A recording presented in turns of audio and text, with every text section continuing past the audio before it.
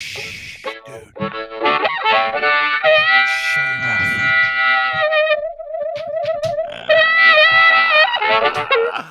Hi, everybody. Nice to be back. My name is Dean. As always, joined by my very good friend, driver of piles, a man who's had them plenty. Please welcome Lachlan Cross, 957 Cruise FM. Were you listening to the show this morning? Host of the Locker Room morning show on a radio station in Edmonton, Alberta, the last good rock Why'd you bring that up in the city. Piles? Yeah, why'd you bring that up?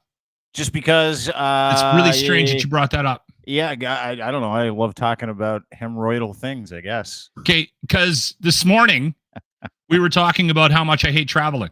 Yeah. You know why? I get travel roids. Every time I get on a plane... From sitting too long. You get roids from sitting too long? Or you get roids from pushing too hard, I think. No, I don't. I get roids from traveling. Travel roids. It's real. Look it up. Get out of here. Travel roids? Travel roids are a thing. And every time I go on vacation, I get hemorrhoids.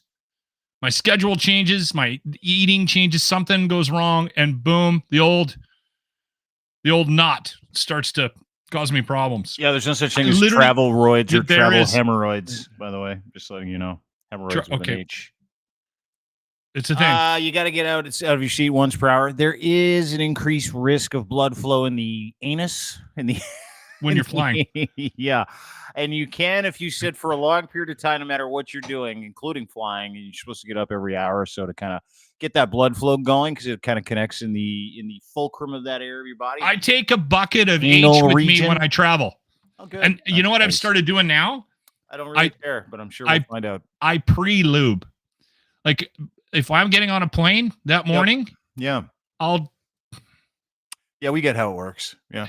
And then in there. Yeah, and then I travel.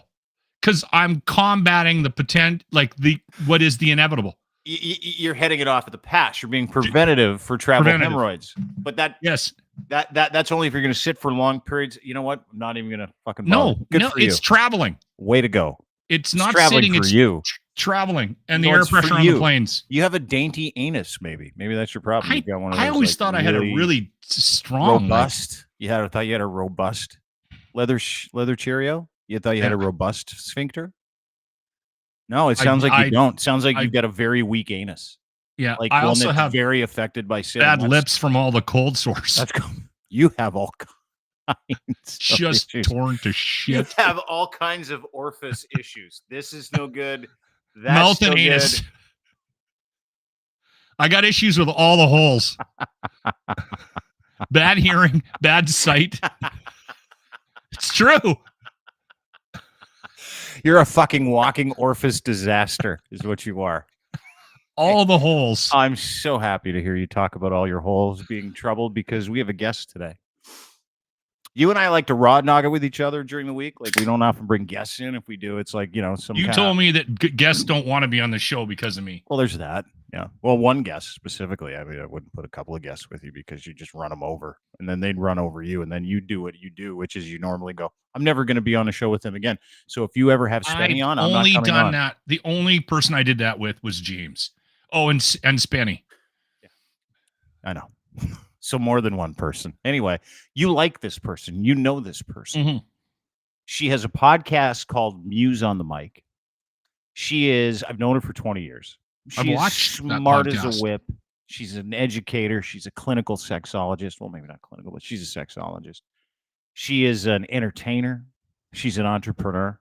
And she's jugging today, everybody. You know her as M. I know her as Emily. Her clients know her as several different names. Please welcome to the program one of the owners of Muse Massage Spa, one of the hosts of Muse on the Mic, Miss Emily Muse. Hey.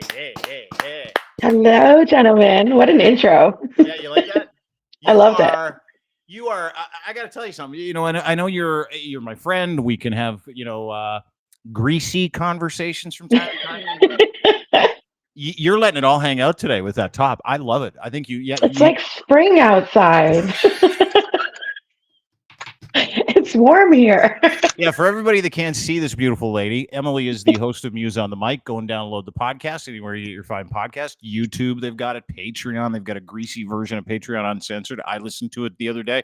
She sent me like the raw version of the clip, and I'm like, you could probably put this anywhere. She's like, no, we can't.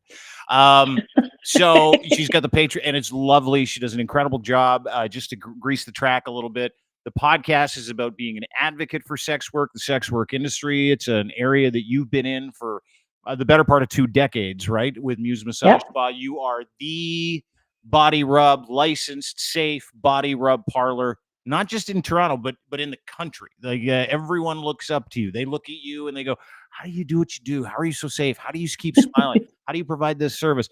But your podcast you just started, you've got a new one out, and you guys do a whole bunch of different stuff. And how would you describe, before we kind of get into it, because I know Lachlan's got some questions. He's dressed up for the occasion. He's got a collared shirt. Didn't realize. I love it. Yeah, he looks like a total nerd. I've worn collar shirts before. Never seen you in one. You are doing it up because you knew Emily was going to be here. I know you. Partly. Yeah, I know. But what is the podcast about? If you could, because I had a conversation with someone this week, and they said, "Hey, you've got the girls from Muse doing your podcast," and I go, "Yeah, well, it's their podcast." And they said, "What is it about?" And I'm like, "I think you'd have to ask Emily, but it's really advocacy, it's entertainment, but you guys do cover the gamut. You talk about therapeutics, you talk about all kinds of stuff." It started with us just wanting to kind of tell our story on what it's like owning a body rub parlor. We've owned it for almost 15 years, and we got a lot of like hilarious, dramatic, crazy, wild stories to tell. But it very quickly evolved into a whole bunch of things. People want to hear insight from the clients. People want to hear insight from the girls. We want to talk about like popular sex things that are trending in the news, or like what everyone is kind of getting into, relationship questions. We do Q&A stuff. Like we've started reacting to other channels or little clips that are going viral. And we're just talking about sex and relationships and adult sex work, legalities around sex work, how to have better sex, all kinds of different things, all thrown in the kitchen sink. And so far, it's been awesome. Oh, it's a great podcast. Like, Locke, it's one of those podcasts you and the missus can kind of put on when you're on a drive. You know what it is? I'll tell you what it is. It's authentic, right? And totally. it's taking down you're knocking down some walls, some barriers of a discussion that it shouldn't have walls and barriers. And I think that the more things like this, the better off we are in society, right? Like you need to normalize these things. 100%. These types of conversations need to be normalized. Instead, we seem to be almost retracting back to going backwards, right? Yeah. Like we're trying to censor people and yeah. Like, did you see? Maybe this is a great topic for you. We great word, repressing. A few years ago, everybody's free and easy. Gay rights are a big thing, right? Yeah, have all the sex you want. Everybody's like, good for us. We've progressed as a society. I don't know if you saw Pierre Poilievre's anti-porn bill yesterday. I would love a sex work advocate, sexologist, just someone does more who damage. Educates people. That's all it does. Someone who owns a body rub parlor, someone who is in these rooms, someone who literally goes out and supports people in this industry for very, very altruistic reasons.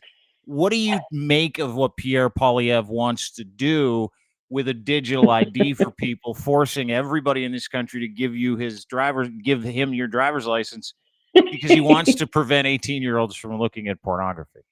Well, and everyone has to do it to pound off. I mean, it's ridiculous. I got a great imagination. I don't need it. Whatever. Isn't that a nutshell right there? Yeah.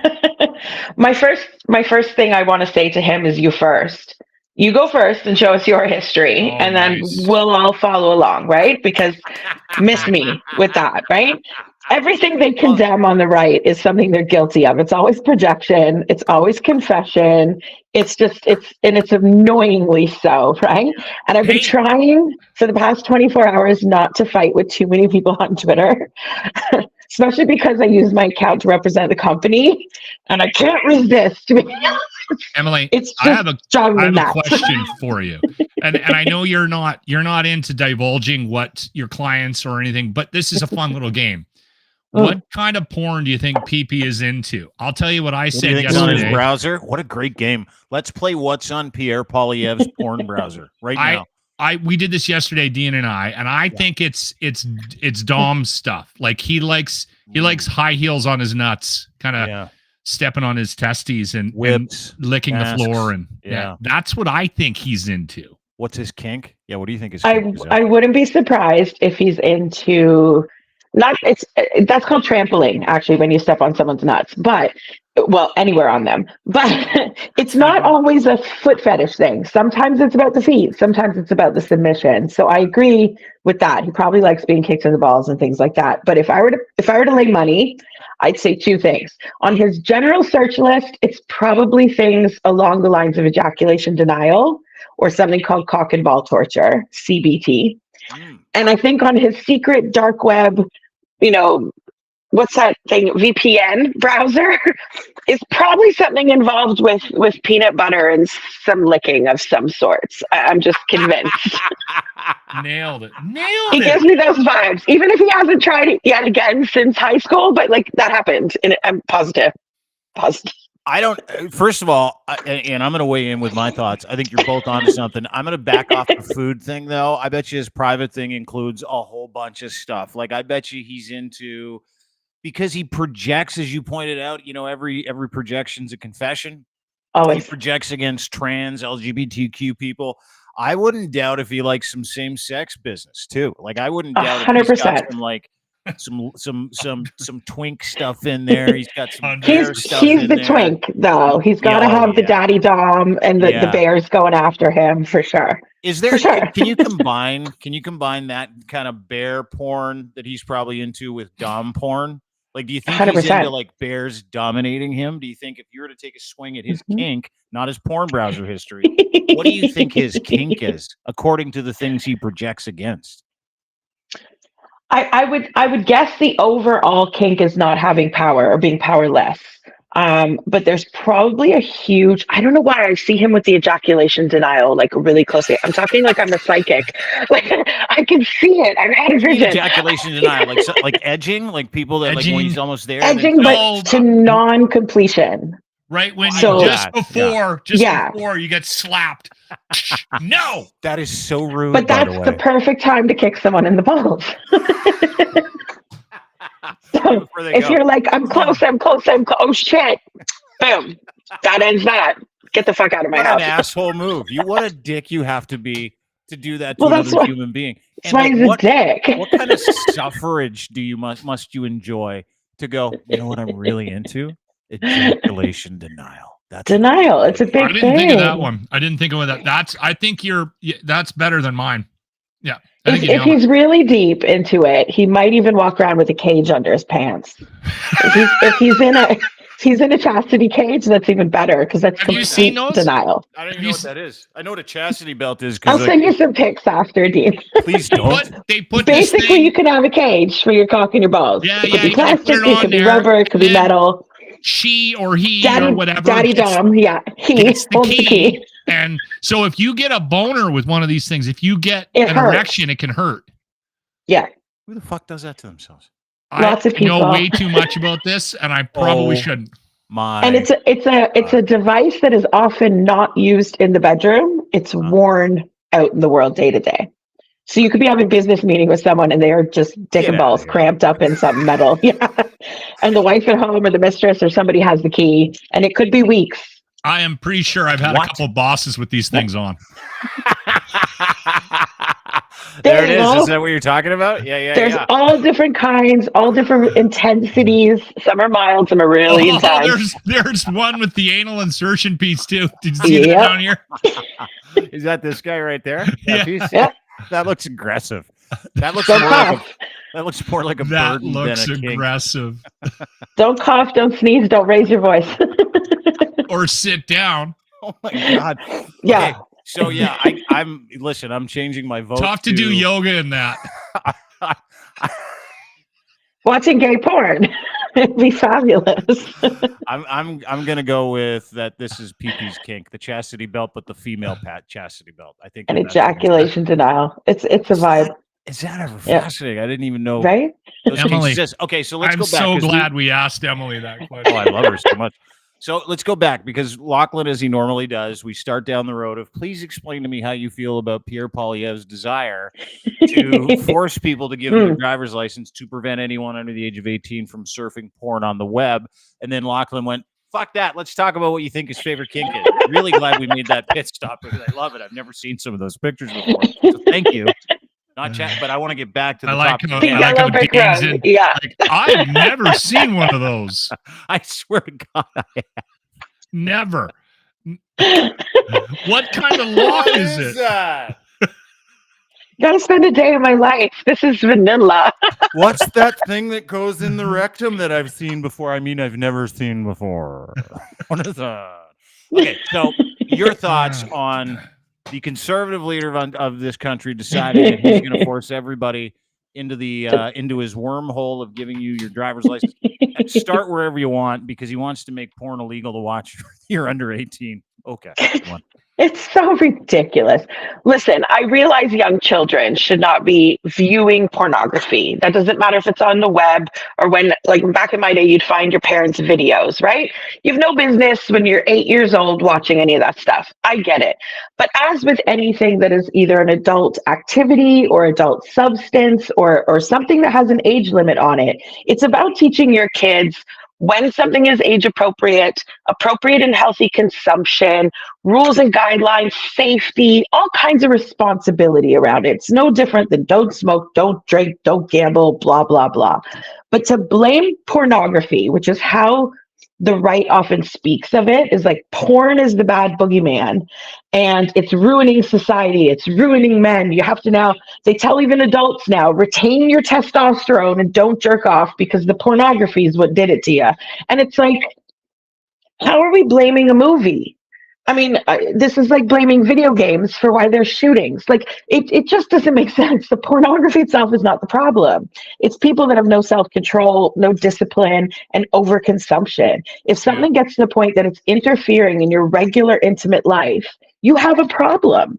And that could be porn or anything else. There's no problem in having kinks or wearing chastity belts, but it shouldn't interrupt in your day-to-day life to the point your partner's not pleasured or not happy being in the relationship. It shouldn't be that you can't function at work without something. Like any kind of abuse of substance or activity or behavior. That's the problem. If you have a bunch of people that have no self-control and all they do is watch porn all day, that's the problem. It's not the porn. It doesn't even matter what kind of porn it is.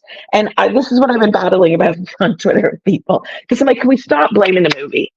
It's not the fucking movie. It's the man that can't keep his hands on his pants for 2 hours to get even like something accomplished. Let's just be logical. When we got Much Music, I didn't leave the house for 6 weeks. Listen, I stayed up every Friday night late to watch Baby Blue movies when they'd be like fuzzy on the TV. Yeah, I would record those Baby Blue movies. They were always on City TV. Pause when there was no like static. There's a boat. 100%. Stay up Sunday nights for the Sue Johansson sex show. Loved Yahoo it. chat rooms when they first came out. I mean, the internet is full of things, right? And kids are going to find ways anyway, just like they have a beer before they're 19. Emily, they're going to see things. Yeah, that's the big stupidity of this, is that you are trying to tame a monster. There's just no way. So if you're going to attempt to try to regulate the internet on any level, you are just going to fail. And I'm kind of with you, right? Like you can't protest too much about them taking your porn away because you're going to look a certain way. Like you can't get too angry about it, especially as sort of a middle-aged white man. Oh my God, I can't believe they're taking away my porn. You're not going to join the petition to keep porn in the hands of every Canadian. Yeah, I get it. It just doesn't look good. But at the end of the day, the responsibility is on the individual. And the individual or the parent or just whoever's teaching, influencing, guiding, this is the thing that I think everybody needs to start doing. Everybody needs to start doing this. We need to push, and this is not a partisan comment. We need to keep politicians out of our houses. Stay out of my house. I don't let people come to my door and tell me how to live my life. I choose to live my life the way I live it. Stay out of my bedroom, stay off my computers, get off my lawn, fix the damn roads. Fix the roads. Seriously, though. Healthcare. It's true. Roads. And if you're going to try to police the internet, like there's a million other things we should start with, right? Like child porn, fake news, Russia. Like there's a million other things that are fucking up everything.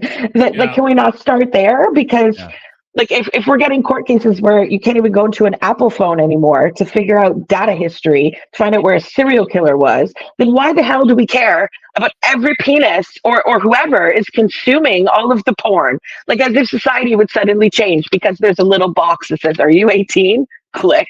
Like, well, those boxes exist right now too, right? Where you with cannabis and porn. I've heard via the grapevine, if you log on to Pornhub, it goes, you over 18? Are you over 18? Yeah, I've heard. Do the capacha. Yeah. I've just heard rumors that when you log on to porn sites, you think it would remember. I've been on it every day now for months, years. You think it would know I'm 18 by now? Yeah.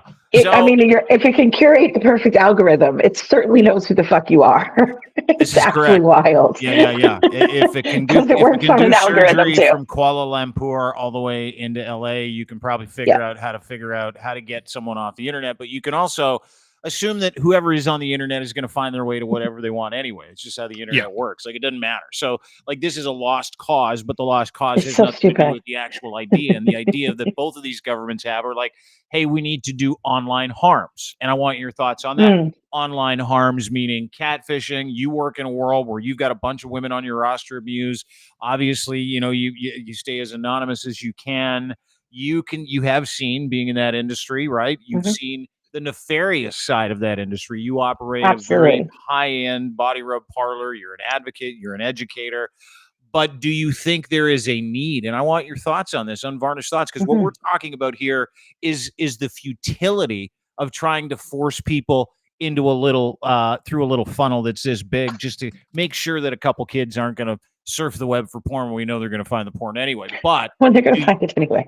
Totally. But do we just keep the internet free? Do you think, being in the industry, knowing how the industry abuses certain dark parts of that industry, abuse the internet and people on it, do you think that there is reason for some type of online harms bill or some type of policy or things to put in place for people who surf the web? I mean, I'm never mad at either a platform or a device company that comes out with, let's say, new updates to their parental controls. Or, because of us and a situation that dealt with me and being harassed by my industry, you can't go in a Starbucks or an Apple store or like a library and look up adult websites anymore. Thank you very much. But aside from that, like, there are ways to limit certain things when it's not appropriate for public consumption or when it does need a bit of an age restriction. At the same time, there's a hell of a lot worse that they're going to find when they're 12 years old on TikTok. There's so much that you can do to get around all those things. I mean, what are we going to eliminate VPNs altogether? Or are we just going to, like, that secret browser that you can have on your phone? Like those things are not going to go anywhere. And it reminds me a lot of the argument around sex work too, which is the same idea, right? To keep the government out the bedroom. Which Senior Trudeau was famous for saying such. And it's like, you're not going to stop prostitution. You're not going to stop pornography consumption. You're not going to stop people smoking weed. Like, there's certain things that are just human habits. And I wish it would lean towards education instead of the censorship thing. Because again, if you teach a child or a young adult or even an adult that doesn't know certain things about sex education, about appropriateness, about consent, about, private consumption of things, you don't just walk down the street watching porn, jerking off. Well, you can, but you end up in trouble. But like, there's rules and guidelines around things. Only if you're a famous comedian. The only famous comedians like Louis C.K. do that. That's it. I was gonna say, have you tried it in public?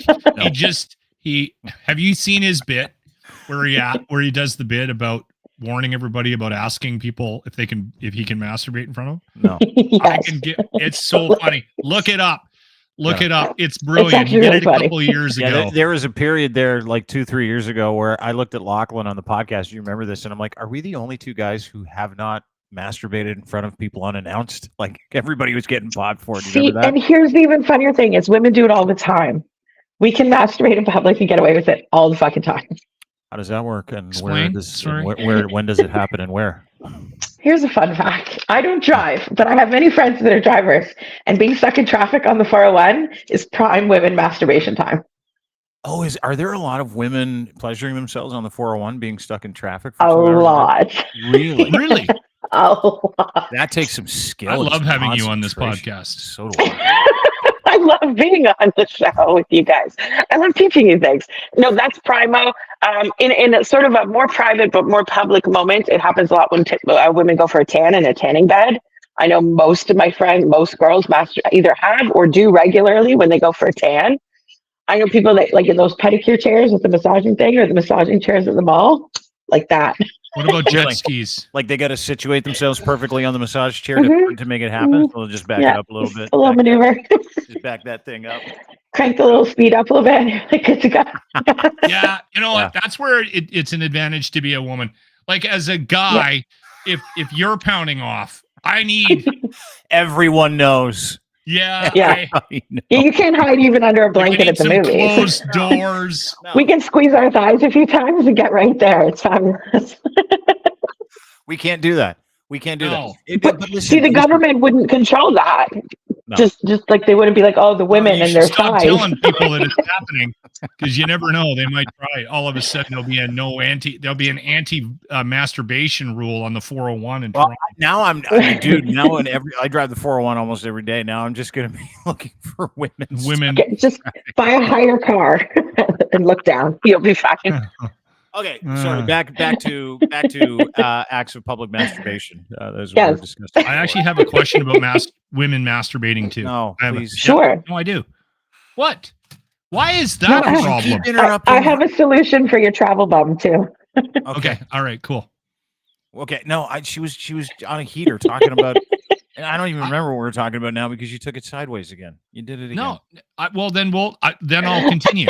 Okay. I read a study, Emily. Yes. That suggested that the whole myth, the size does matter, is actually just a myth. And what it was based on was a study of the toys that women buy to self-pleasure. And it was a breakdown on the size. And most of them, like I guess well over 50% of them, were devices that would suggest that size is not a big deal, that very few toys with girth are bought for that purpose. So I was wondering if that does put a little bit of asking for a friend, if that puts into question the size does matter myth. You better hope it does. The study is absolutely correct.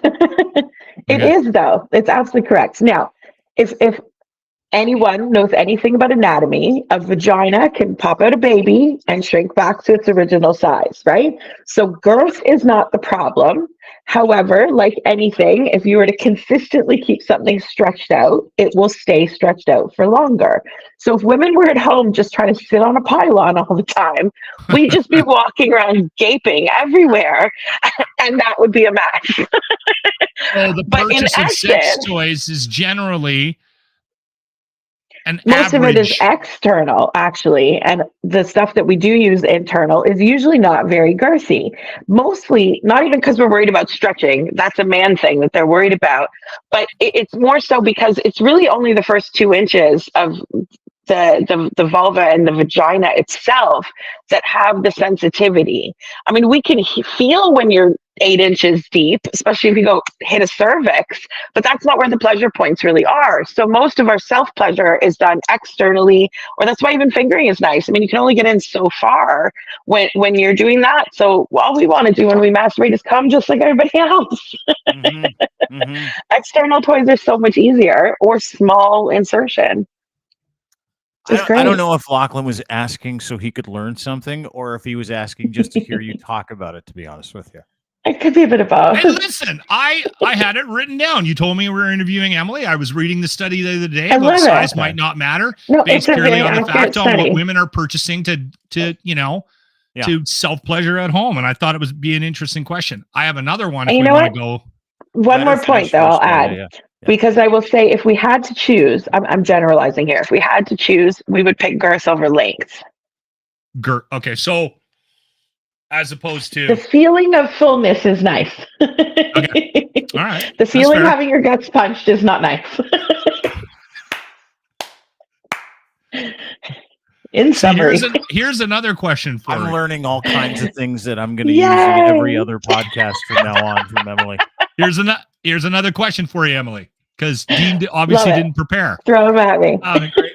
So when people come down to the parlor, right? Mm-hmm. I imagine there is some initial awkwardness, especially for somebody that's new and they're not used to it. They might not be comfortable with the idea. So they're there for whatever reason, doesn't matter. But like out of if you got 100 guys that come through the door over a certain period of time, 1290 Finch Avenue West, Toronto, Ontario, Unit 13. Go to musemassagespa.com for more details. Continue. So if somebody comes down, get 100, how many are coming down with a specific request? Like, I want my salad tossed. Is there a salad tossing room? Are there salad tossing, right? Like it's on the menu. You can't help it. I think we know what he would get. Honestly, when he comes in March for the Zach Bryan show, we're going to the Zach Bryan show. I'm going to bring him in, go through the menu. You need to put on the menu that one day, Lachlan's salad tossing. You're going to need a break, girl, just based on what that thing's been through. I don't necessarily think I would put anybody through that. Okay, so just what percentage are asking for something specific? And then I have another follow-up question.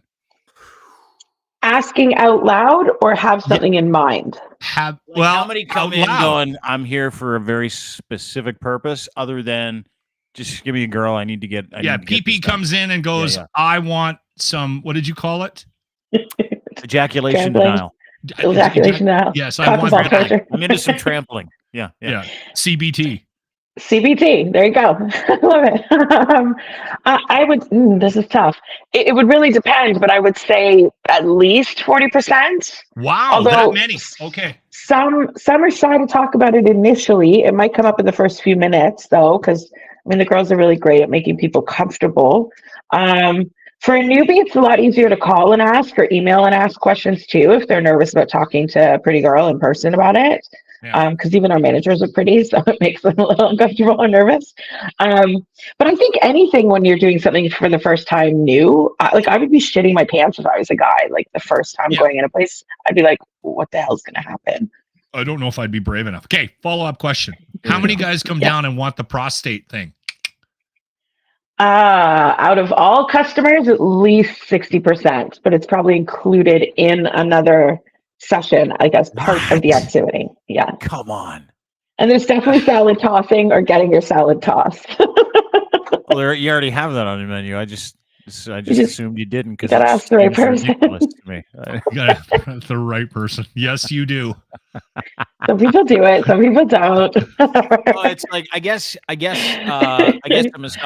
body rub parlor would have to have, experts in certain fields as well, right? Like it's like when you go to a doctor's office, you might go see an orthopedic surgeon, you might go see a chiropractor, you might go see, so right. Good analogy, dude. Good analogy. You got your salad tossers, you got your, the big people. The prostate Everybody hunters. has a niche or a specialty or a preferred list. I try to keep track of what all the girls are really great at or what they prefer to do so I can refer properly. Oh, wow. But that evolves too. Like things that I didn't do at the beginning of my career, I ended up doing like crazy near the end. Things I hated in my career and I'm doing in my personal life or vice versa. Like it just depends. That's hilarious. I guess as you progress in the field, you'd acquire different skills. And show us your hands. Show us your hands, Emily. They're lovely now, but I couldn't have nails like this back then. You're not the prostate hunter anymore. No, but I am the teacher. Can I ask you a question? Because I've heard. Oh man, we're getting into it. Now we're into it with Muse on the Mic podcast and sexologist host Emily Muse. Emily, let me ask you something about this prostate thing. Is it real or is it just a lie? Because is it a myth? Is it one of those things? No, it's very, very, very real. Really? Very, very real. Really? Like I'm a believer the G-spot is real because I've felt it and done it myself. But prostate orgasm is even more real, if that's possible to say in like grammatically. I told you, Dean, about a guy I used to work with who was shocked that I didn't masturbate with a dildo in my bum. Like, he was like, you don't what? And I'm like, no. And he's like, you don't? And I'm like, no, I don't. And he goes, what's wrong with you? And I'm like, what's wrong with you?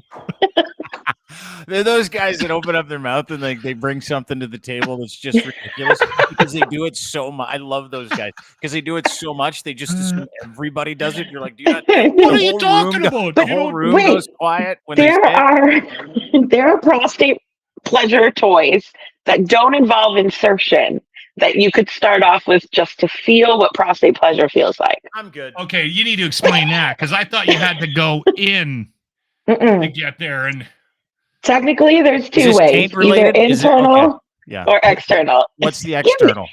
Dean plays all innocent, but I don't believe that either. So you just got to beat the shit out of the taint or something, or what? One minute he says, "No, I'm good." The next minute he's like, "The taint." I'm asking because I don't know what you're talking about. It's the taint. Is it okay. Like a mad massaging of the gooch? Is that what you're talking about? So it's a little of this? Okay, enough of the Oh, God, no. Don't do it like that. That's terrible. Technically, your prostate sits right above your taint, which is the patch of skin between your balls and your bum. Thank you. And so that's where it sits. Well, not every listener That is something we know. That is true. And you know what? Let me just say this before you continue. That I've never been the bum guy. Never been. Me neither. I got wedgied once in high school. I'm way out. So the guy there, I am serious. It's like a panic button down there. I'm like, oh, touch it. So that area of the body to me is referred to as the taint, the gooch, or in females, I refer to it as the kazif. The what? Kazif. Because if it wasn't there, your guts would fall out. Well, that's terrible.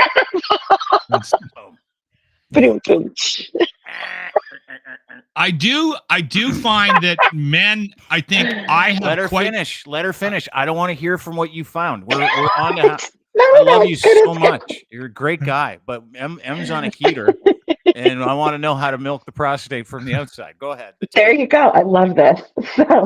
So if you don't want to do it with your hands and be reaching around, which can be awkward, there are toys. No punching. I see you over there. Lachlan, control yourself. There are toys that literally have what I would consider a handle. Yeah. And then it has like a curved portion with like a flatter spot at the end that you use as leverage to put pressure on that point. So as you're masturbating or just playing around with the toy to feel how it feels, you can find the right spot you want on it, and you can hold it from the handle, so you don't have to be right up under your stuff. And you can just practice how you like the pleasure of the pressure. Is it got a grip on it? Like, is it got like so it doesn't slip out? Like rubber? Most of them are even like a full loop. Like you put your hand through the loop, so it wouldn't even fall off. I was not. Did you hear Lachlan's biggest concern? Like a man who loves power tools is like, what kind of grip do those come with? Is it? I mean, I could wrap a hockey stick real well. We could help like pad that up a bit. Oh my God, I learned so much today. So is that called milking? Is that what I understand? Milking the prostate. Yes. And you know what? It's very, very, very healthy to do. It helps reduce inflammation of the prostate, which is the leading cause of prostate cancer, inflammation. Mm-hmm. If that's the prostate. Let's ejaculate say often.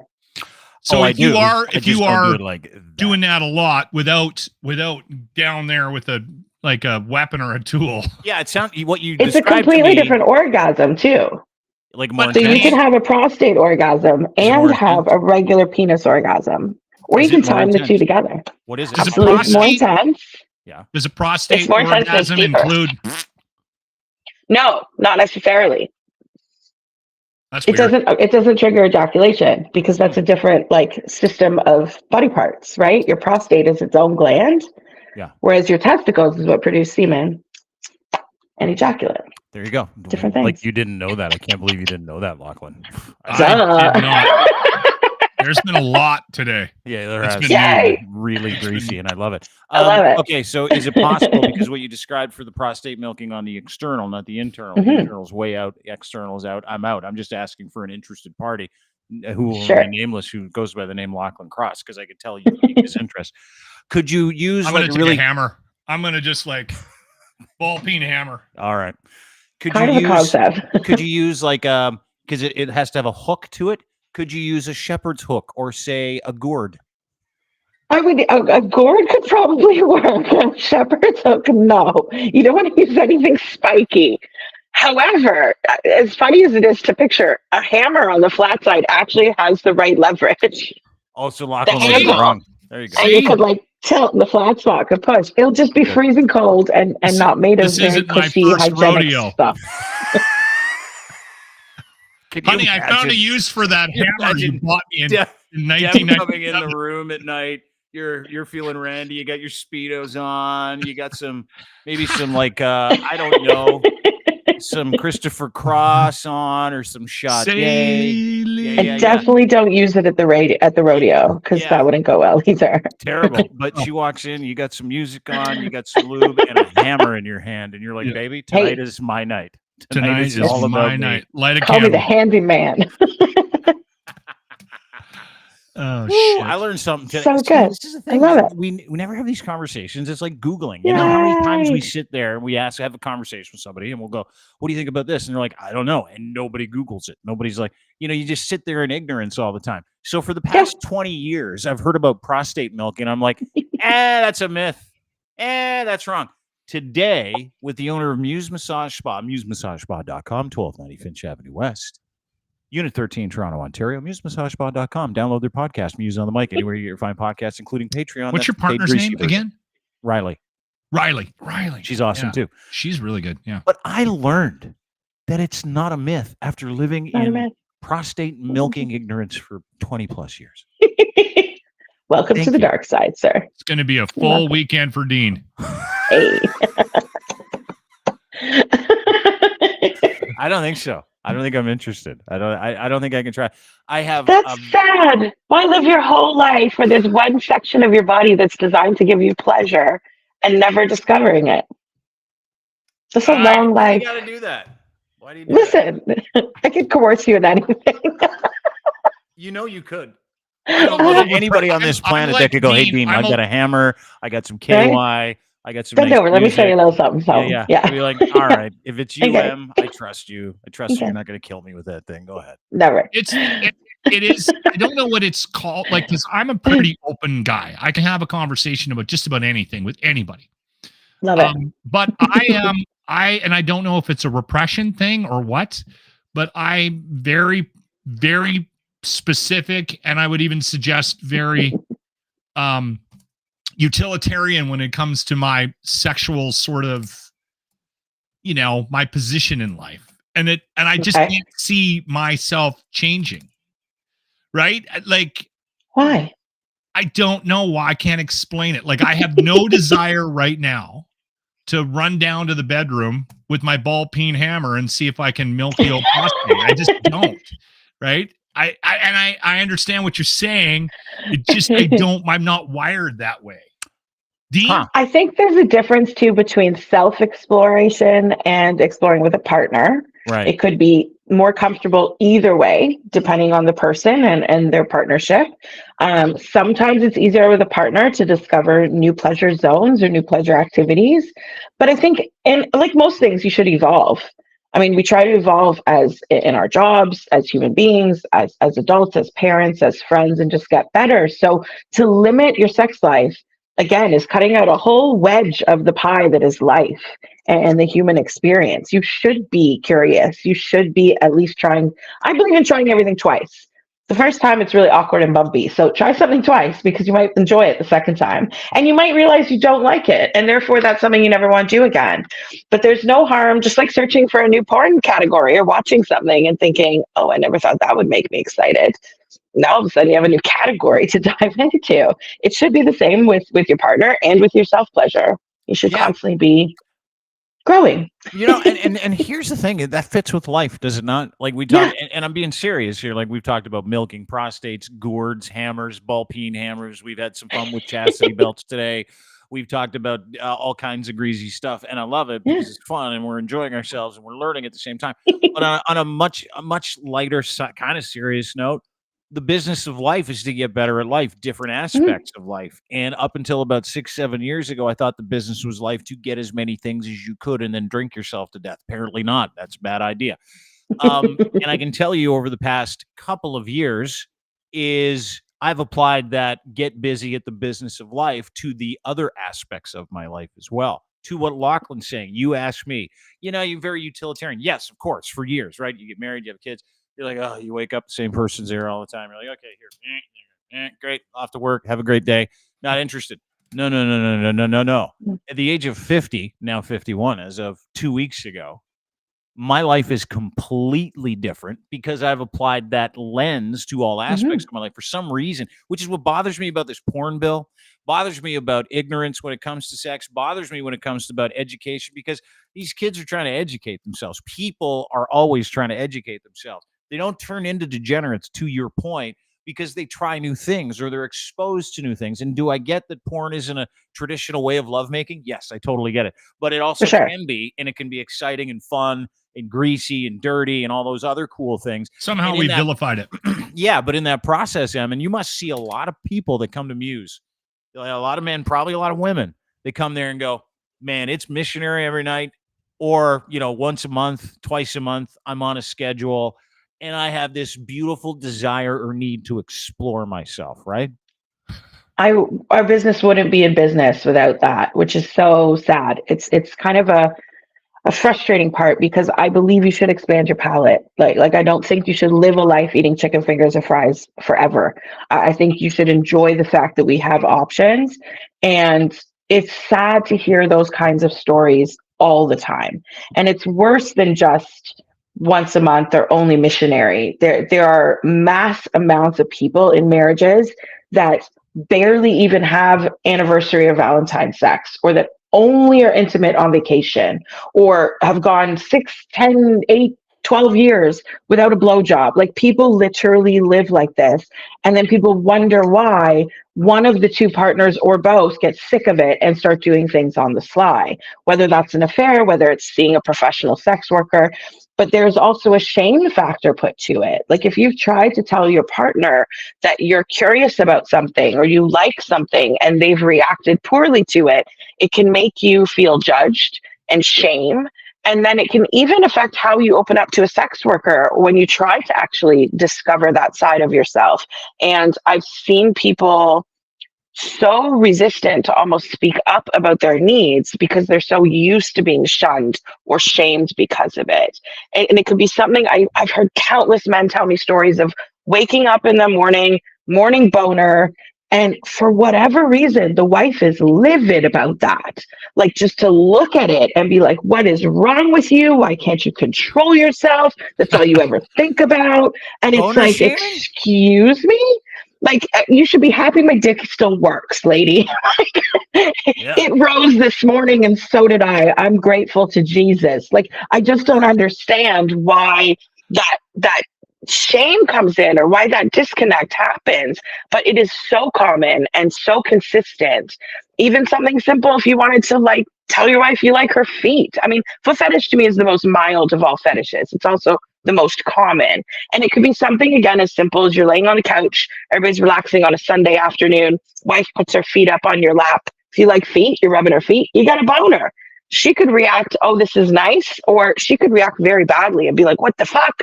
You're a pervert. What's wrong with you? And then how are you ever going to bring up your wants or desires ever again once that's been laid out? You end up at Muse. Yeah, you do. Yeah. And then you end up having to answer those questions, which is really and ridiculous. We're like, hey, we got feet. Yeah, we celebrate feet. We love Morningwood. Come, we open at 9. Yeah, we open at 9. Morningwood, $200. Have a great time. But listen, you bring up some really great points, right? Like Lachlan talks about the utilitarian need that some people have, or people talk about what they don't get. People talk about, I know people that have been in these relationships and really tried to stay faithful for a long period of time. One person that I know specifically never really been satisfied by the other person, and like has hung in there and hung in there and hung in there. And then details about that lack of satisfaction come out, and it's an anatomy issue, and it's also a staying power issue. Always has been.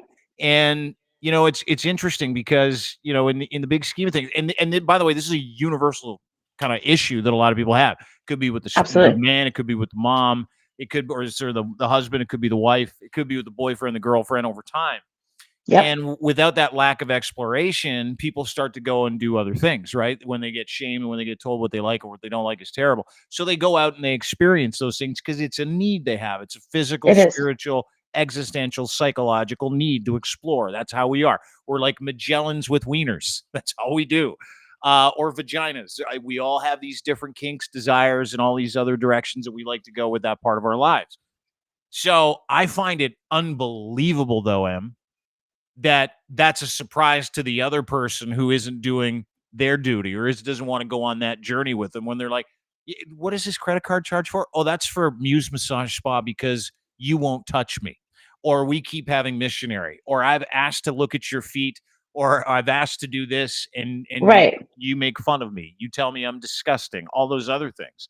So it's amazing to me because like it's literally a therapeutic need that people have to be able to explore themselves and figure parts of their lives out, which can add so much joy to your life. Like, I don't think people realize, and listen, I'm not going to take people on my journey, but I don't think people realize. And if you could plug people into those new experiences, nothing crazy, nothing weird, but trustworthy, right? This trustworthy experience that you have with another person to go, I want to try this. And they're like, game, let's give it a go.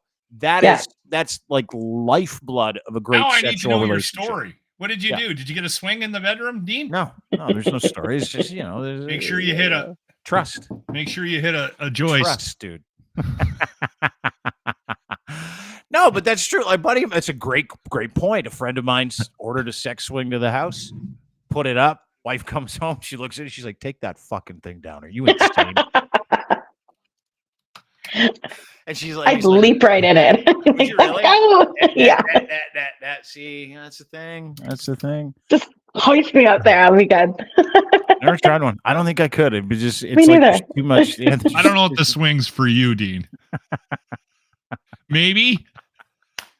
Is it a swing for dudes or is it for females? It can give you leverage in a position. Yeah, it can also alleviate some gravity. It depends what she's positioned as.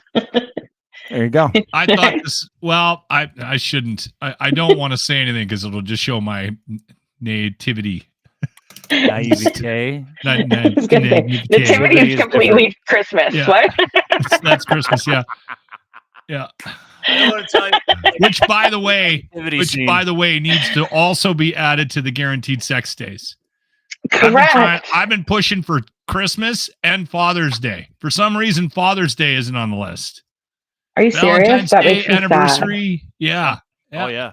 Just ask. It's not on the list. Those are some terrible Father's Days. I'll tell you that. Well, that was sad. Fat Dean. Well, actually, Fat Dean preferred to be left alone on Father's Day. That was so. It was. Listen, it's very relatable. I was in an 8-year live-in relationship in my 20s, and 6 of it was sexless, not by my choice. So I can relate to dudes in that scenario. Wait a second. Well, you know what? Hang on. You are a professional sex person. And the guy was like, no, thanks. Is that correct? No, thanks. That's the dumbest guy in the world. Was correct. But hold on, Emily. Was that something, was there something else going on there? Yes, but that's not a story I'm ready to tell. Yeah. It wasn't, how do I glaze over this? It wasn't an affair or something like that. It was something much more serious and much more dramatic. But it almost killed me in terms of my well-being mentally because I tried everything. Yeah. And it was very confusing at the time. I was still a sex worker. So it was very confusing trying all the things that I know are supposed to work with men and trying lots of things because I know not everybody's the same versus going to work and having people begging and offering to pay money for things I didn't even do. And it was very chaotic for me. It was very confusing. Yeah, it was detrimental. I worked with somebody and I remember them opening up to me, complaining about their situation, their marital situation. And I said, maybe he's gay. Right. I think it's hilarious. You have people coming to you for marital advice. So it was odd. So it was a little, So Dean, I didn't really know where to go. I don't have but that the could be a tools real thing to too, and it negotiate those is. conversations. And then like literally 6 months later, she came to me and she went, "Oh my God, he's gay." He's gay, yeah. And I said, okay. I felt bad about saying it at the time, and there's nothing wrong with it. It's just that the two of you ended up, and it worked out for a period of time, and then he was not, because this woman was wildly attractive. So the first thing that popped into my mind was, well, yeah. I mean, I mean, he likes a similar anatomy. Yeah, you can't fight with that. I think back in the day that happened with gay people a lot because they weren't allowed to come out, so they just did the thing and ended up in a lot of, like, some of those marriages were sexless for that reason, for sure. And I know those people, when they're seniors and they finally are able to live their true, authentic life, it's actually the most beautiful. Yeah, I love those videos and stuff, because like to finally be able to be yourself when you're 67 is so sad, so profound, and so joyous all at the same time. Yeah. And it's so relatable, because if anyone's hindered themselves from anything that you've really wanted to do, I mean, life can change at a heartbeat, and you find yourself in the middle of a pandemic, locked at home, going, maybe I should paint. Like it becomes a thing that you realize you should start to do. And I think a lot of people, when they get more comfortable, maybe you shouldn't go back to work. Maybe you should really be a painter, or maybe you should follow that dream, or that love that you've always known is in there and you've had to deny your whole life. It's a long life too. The sex toy industry was moving towards the dolls. Do you remember this? Like the real dolls, the ones that like you're like, man, that looks like a real person. Well, so I don't know. I know there's one in Toronto, and I think it's Girl Next Door or Doll Next Door, I think it's called. There was a rub and tug that was like full of dolls, though, wasn't it? It's not in operation anymore. No, I think it went pretty quick. That was smart, because you know why? No, hold it. But I think what killed him was, just to give you some backstory, it was hilarious. Like kind of poor cleaning. It was about 5-6 years ago. They planned to like put all these fake AI real like sex dolls in this place where you could go in, instead of real women, you could have sex with these dolls. And what killed them was they couldn't clean them fast enough or something. Yes, I think that's what it was. And worst job ever. What's your job? Well, Mom, I got to clean out Sally 17 times silicone a day. Cleaner, yeah. I operate. You went to hospitality school for nothing. The service in Edmonton was even going to deliver, and I'm like, dude, if you've got something weird that you like and you haven't been able to experience it, this is the perfect thing to practice on, right? So I was like all for it. I thought that it should have been something we should have been encouraging as a society. Right now, I'm a little worried about bridge too far, and I think that's one of them, if I'm not mistaken. Like, the dolls? Yeah, the dolls. Like you can. I've got one for you. It's actually it shocked me. And Riley and I just recorded an episode this week that's coming out, I think in 2 weeks, about this. I saw an article about a spa in New Hampshire, of all places, that is a diaper spa for adults, where you can go and have your diaper changed. You can walk around in your adult diaper fetish life and pay just to be there. She was trying to like fight licensing and all kinds of cool stuff. And I was like, I didn't think there'd be enough demand for a brick and mortar, especially in a place like New Hampshire. Atkinson, New Hampshire. They were just denied a permit by the town. Yeah. The owner, they didn't get it. The adult diaper spa will not be allowed to operate the business out of her home. But I love her cojones to even try to make that a thing. I think there's like I wasn't cross about the sex toy spa. I thought it was a little strange at the time. I feel like the whole AI trend has gotten a little further, that people are just going to have to wrap their heads around that soon. But to me, immediately, I was like, okay, hygiene. Like I knew all of the red flags that were going to pop up from a licensing perspective right away.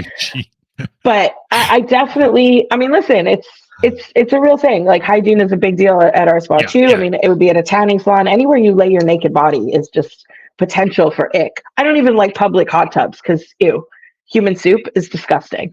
But in essence, like I like that people try to make somewhere for people to go that have a community and don't have somewhere as an outlet. I think there never would have been a sex club or a bathhouse unless someone first tried it. So I'm all for it. But the diaper one kind of threw me, especially in America. I was like, what? Would they change your diaper if you soiled it too? Is that Probably there's a cost involved.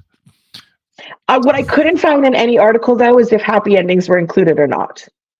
Oh, that's which definitely changes lines in legalities. Yeah, I got it. That's where, you know how last week or a couple weeks ago you're on the show, you're like, never kink shame. I'm like, can we do that one though? Can we? No, okay. No, because it's not harming another person. If everyone's consenting, that's cool. It doesn't have to be my jam. It doesn't have to be your jam. But if they can go to a place and do that, I'm like, cool, do it. Enjoy it. Whatever floats your boat. Sure. I guess. Sure. Yeah. You know what? I'm going to leave. What if I told you I rented a horse for the weekend? Like, where do you stand with that, Emily? I would feel like you need a little guidance, maybe a chaperone. I'd be a little worried. You need someone maybe someone from the Humane Society. Keep the lights on. Yeah, don't experiment in the dark. You should be okay though. Yeah. Appreciate it. Thank you very much. Hey, I got a question for you. We got 3 on the panel. Yeah. Cool. Bang a robot. Raise your hand. Would you bang a robot? Like if they get the real dolls to the point where they're robotic and not bad, you would? No, I wouldn't. I couldn't do it. It's too mechanical. I can't. Everybody's got to be into it. But wait, if it's meant to be real, it wouldn't be mechanical, right? Well, it's not real. Like, have you tried a fleshlight? No. What? No, I don't need to. No, I don't need to. What? No. No, I prefer. My hand works really well. This is why God did not give me a penis, because I would stick it in everything I could find. Be like, what's that like? Well, what's that like? What's that like? No. I'm very judicious about where that thing goes. I'm like, it's like you're walking around with something that you want to protect for the rest of your life. It's like slap a condom on and fuck the apple pie. What are you talking about? See, do everything. I can't wrap my head around a. Like there's an orifice there. I'm afraid I might get cinnamon in my pee hole. I don't want to do that. Fleshlights have evolved to the most spectacular. I'm so envious. They are spectacularly made now. You guys get more settings and options than we do. Really? I have a buddy, Dean. I have a buddy that has like 30 of them. Yep. Like I'm not even joking. He's got specialty ones. He's got everything. I'm like, I went to his basement. I'm like, what are those? And he goes, those are fleshlights. My collection. And then we went into another room. Is he single? Yes. And then I went into another room and he had a whole bunch of high heels. And I'm like, I want to go outside. I don't want to be in here anymore. Go outside. I have buddies of mine because we have a toy shop at the front of our spa, so we have a supplier, and I have many friends that order through me for their fleshlight needs. Most of them are married, and some of them happily, surprisingly, now that I think about it, but they swear by them. Well, I'm just looking at these. I just thought they had one. Now they've got one that looks like it comes in a bazooka. As you can see here, there's vibe settings, there's suction settings, there's heat settings, there's attachments. There's somewhere your content comes out the other end. Somewhere your partner can control it. It's wild. You could take down a Russian helicopter with this one. The Quick Shot launch also offers a fully automated fleshlight experience. For use with your Quick Shot toys, the Quick Shot launch controls the length of your strokes as well as the speed. Look at that thing. It goes on your arm. Oh, she looks. Goes on your arm. Hey, if a woman like that looked at me like that and had that apparatus in her hand and she said, "Take your pants down," I'd run. I'd run. What? Yes, I'd run for the. But great reviews. I would drop my pants so fast. Kurt H. 72, verified buyer. Assist for a 72-year-old. What an absolute miracle for a man of my age. At 72, there you go. I can find pleasure and joy with the assistance of this device. Yes. None of those. A mobility aid. Again and again, he says. I love it. Yeah, that's a verified user of the actual fleshlight. But back to the actual fleshlight. Listen, it makes sense. If you're old and you have mobility issues, you need something to do the up and down for you. It's genius. I guess Look, so. the blue what one, this one your looks like. content comes out the top, so you can Great. still see the top of your penis, because some men really like to look at their own dick. Yeah, I'm not checking that thing out while I'm busy. I just can't do it. Yeah, there's a bunch. Wow, what an education today. I had no idea. You can even eat this one, apparently. Yeah, there's different inserts, and you can like swap out the inserts for different textures and all kinds of cool shit. It's really fascinating. That is very fascinating. Oh, right? It's been a huge day for both Dean and I. It really has. Thank you. Not only did I'm so proud of you both. Thank you. Thank you for holding your hand through awkward conversations. Thank you very much. Really appreciate I don't find any of these conversations awkward, though. I don't. But watching him squirm is hilarious. Dean is a little bit of a squirmer. Yes. Well, my name is on every one of these platforms that we use to actually bring people these. So it's do you think we'll have a problem putting this out? If we didn't have a problem with the last time Em was on, we're definitely not going to have a problem with any of these conversations. Remember what she told us she did on the beach once? Yeah, I'm not talking about that right now. But I'm not going to talk about it again either. Yes, I don't know what you're talking about. Wasn't me. Oh, yes, it was. Yes, it was. Emily, I want to thank you for spending some time having some laughs, educating us, talking about things that matter, specifically about sexual health, about pornography, about policy, about kindness, about not shaming, about diaper spas in New Hampshire. Thank you. It is always great to see you.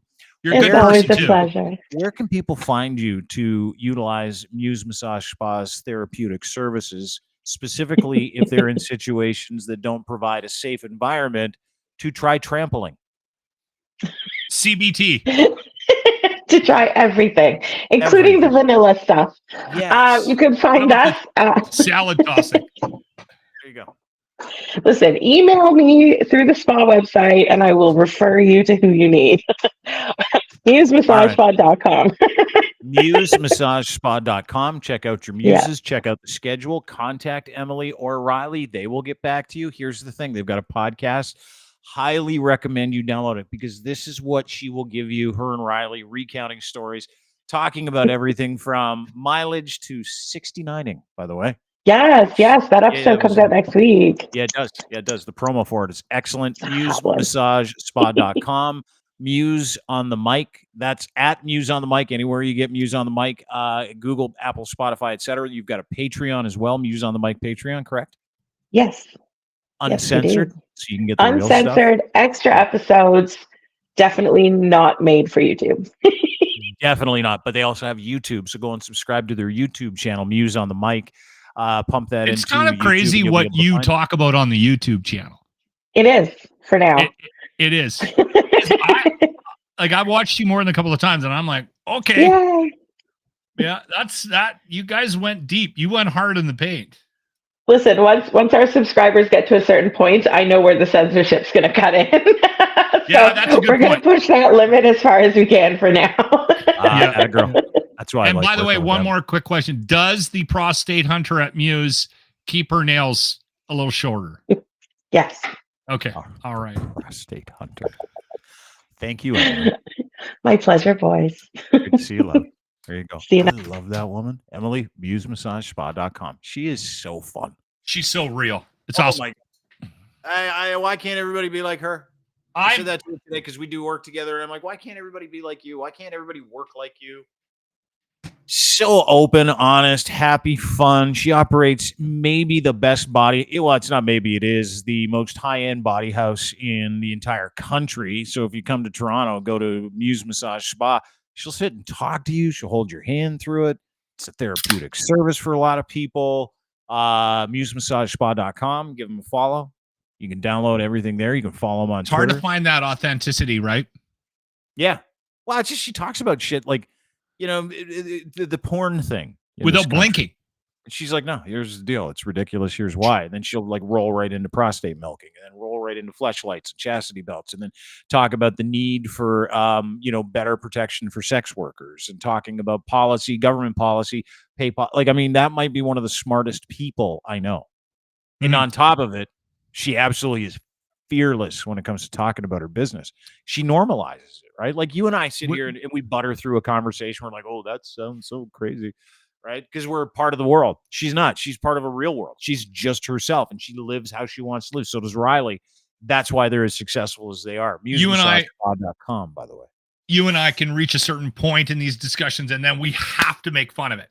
Yeah. Right. And that's our inability to treat this with any amount of seriousness because we for probably losers. are a little more repressed than we're willing to admit. Yeah.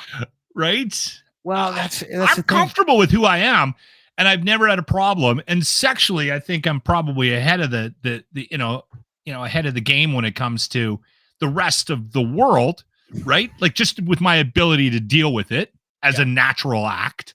But Emily's on another planet. Everything's normal to her. Yes. Like she's cheering for the adult diaper spa in New Hampshire. It's normal. So am I, if we're being honest, just based on someone I know who likes to be dressed up in a diaper and, I know a dude that likes to be changed. Swaddled. Yeah. Yeah. It was one night years ago, sitting around drinking at a local pub here in Markham, where I used to live. And so there's like 10 of us around the table. And it's like one of those things we talked about earlier where a dude blurts something out that he thinks everybody's into vegan. and nobody's into it. Yeah. You're like, what the fuck? What are you talking about, dude? And then so all the guys turn on him. Yeah. So we were at his house one day playing poker, and he and the wife, he brought down these furry handcuffs, and he's like, yeah, hey, you guys into handcuffs one day? And everybody's like, no. So sure enough, several months later, we're out for pints. This is not long ago. And he's like, yeah, I don't mind like getting like in a diaper and then getting changed. It's like a kink to me. And again, everybody, same thing. Yeah, everybody kind of just looked down at their food, kind of looked over at it, and we're like, I'm not going to be able to let that go. Most people, like, and I'm not most people at that table were like, don't say anything. And everybody kind of looked at me like, don't do it. And I'm like, because I don't want to give up his name, but I'm like, hey, Craig. Let's explore. I'm like, tell me more about this. And he's like, yeah, like, it's just a thing, right? I'm like, I don't know that it's just a thing, but tell us more about this. And I start smiling. Has a thing. Fatal mistake. I go, yeah, we've all got things. Tell me more about your thing. And I start laughing because I can't not laugh at my buddy at poker drunk going, yeah, I like getting changed in a diaper sometimes. Like a wife changes me. And I go, do you do a doo-doo? And do you do a doo-doo in the diaper? And he's like, don't talk like that. I'm like, you do a doo-doo. Looks like someone does a doo-doo in his diaper. You and I are so similar on so many levels. He left. I'm not letting that go. He left and he hasn't talked to me since. Didn't come to really? Didn't come to the last two. Craig's off the friends list, eh? Off the email list. As he's getting off of his chair, I'm like, oh, is a baby sad? It is surprising you have any friends. Oh, yeah, no, I shouldn't at all. Each guy at the table, 8 other guys, shaking. They're laughing so hard like this. Craig's putting his coat on. Baby put on his coat right now? Come on, though. I mean, listen, everyone's got their thing. I got mine. Not everybody doesn't have that thing. But you don't bring that up at a table full of 10 guys. I'm sorry. It's not. I'm glad he did. I haven't laughed that hard in years. It's great. That is very funny. Thanks for doing this, dude. Lachlan Cross, at Lachlan Cross on Twitter. Hey, you where have you a can find weekend. him, 957 Cruise FM in Edmonton. Listen every single weekday morning. Follow him on Twitter. You have a great weekend as well. Anything you want to do before you go? Anything you got to say before you leave? No. All right. See you later. I'm good. Yeah. Have a great weekend. I'm glad I got a chance to get day drunk. Today's my day off from working out. So good. Are you in the bag now? Good. Half in the bag? Nope. I'll need another 3 to get to the half in the bag stage. Get to the halfway. Get to the entry point of drunk. Is that what you're saying? Not quite there yet. Yeah. Lubing up. Thanks, buddy. Talk to you soon. All right. Lachlan Cross, 957 Cruise FM in Edmonton is where you can find him. And you can find Emily and Riley and dozens and dozens and dozens of muses at musemassage.spa.com. We're brought to you by Muse on the Mic, the podcast. The ladies, we do business with them too. You should do business with them. musemassage.spa.com. It's where you can find them, and they're located at 1290 Finch Avenue West, Unit 13, Toronto, Ontario. musemassage.spa.com is where you can choose your muse, check out their schedule, get in contact with these ladies, and ask for the things that you think you want to try in a safe and comfortable environment with workers who have your best interests in mind. You can also listen to their podcast, as we told you in our podcast. Muse on the Mic is the name of it. Go and download it anywhere you get your fine podcasts, Google, Apple, Spotify. You can also find it at Crier Media. Go to crier.co to check out that podcast and all of ours. And if you're in the city of Toronto and you are looking to explore, musemassage.spa.com, 1290 Finch Avenue West, Unit 13, Toronto, Ontario, Canada. Muse on the Mic, the name of their podcast. If you liked what she had to offer there, you need to listen to her and Riley chop it up on their podcast, specifically their Patreon podcast.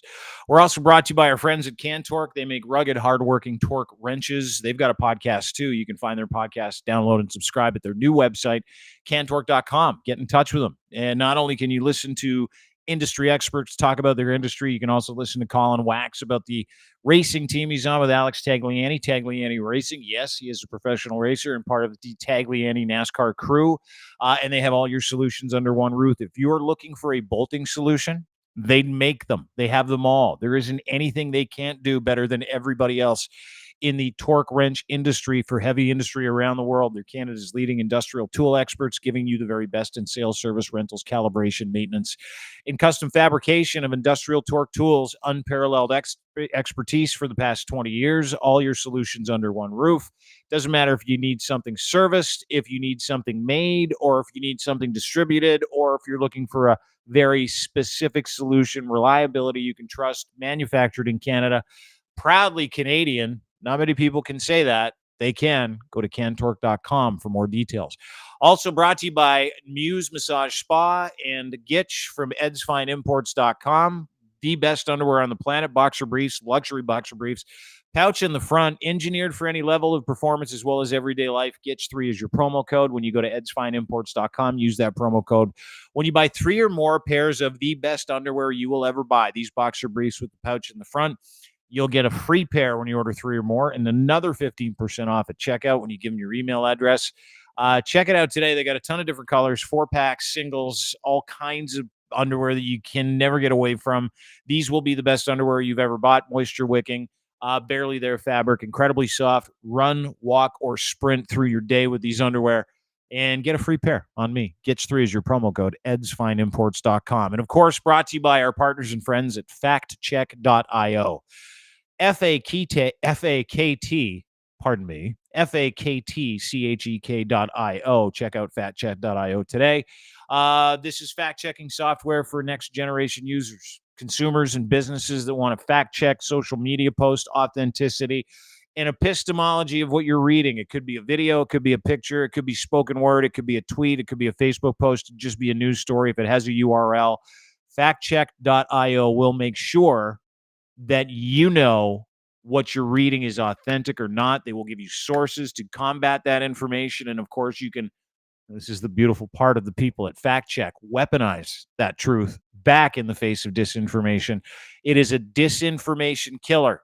Fact Check software has been vetted through a series of different developers. You've got lawyers, you've got journalists, you've got developers, you've got social scientists. Everybody is fed into this model and this program. And right now you can test their demo. Beta testing at factcheck.io is underway. And if you would like to get in line in the queue to be a beta tester for Fact Check, you can go to factcheck.io and sign up today. FAKTCHEK.io. Sign up for their beta test today. Kill disinformation with our friends at factcheck.io. Have a wonderful day, everybody. We'll see you tomorrow on this very program. Don't forget to rate, subscribe everywhere we do things. You can get our Crier Media stuff at Crier Media, crier.co. Again, crier.co. And YouTube. Dean Blundell Show on YouTube. Crier Media on YouTube. Rate and subscribe. Go and download our podcast anywhere you get your fine audio podcasts as well. Google, Apple, Spotify, etc. Have a wonderful day and great weekend, everybody. Bye-bye.